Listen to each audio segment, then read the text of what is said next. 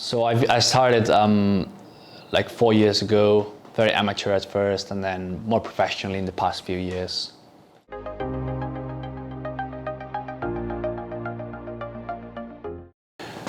I'd say if you really understand how trading works, there's no difference at all, because to me, I don't look at the money. I look at percentage basis. So, you know, am I still risking 1% of my account? Yes. Am I still winning 2 to 3% of my account every time? Yes. So that's a good risk to reward ratio. That's a good risk ratio as well.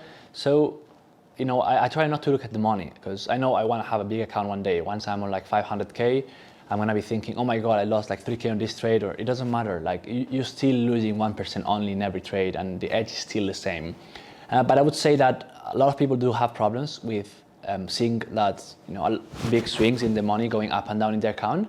And I would say find that account balance that makes you comfortable enough, but that doesn't make you uncomfortable. So find, for example, if it's 100K and over that you feel uncomfortable losing money and you don't want to place a trade, just don't go over it. It doesn't matter if like you're always going to be capped in the amount of money you make, because you're still making a lot of money at the end of the day. You're still traveling everywhere you want. You can work anywhere you want, and a lot of people would like to have your job.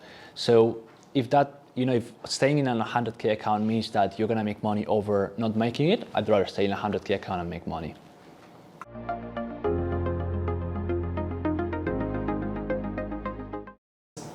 Yeah, nowadays with social media, especially nowadays, you see a lot of people getting lured into trading thinking it's very easy. Like they actually think it's very easy. And they see just money, Lamborghinis, they see like big houses, they see really cool beaches and swimming pool.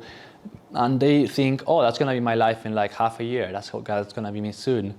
What they don't really understand is that trading is, you know, a really tough job, and only the best of the best succeed in it.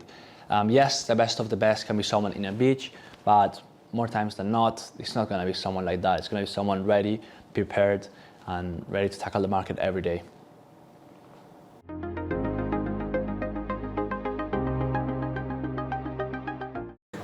I think it's a combination of all of them, to be honest. I mean, you need to understand how to do the analysis first, because if you don't have a good analysis, it doesn't matter, you're going to lose money.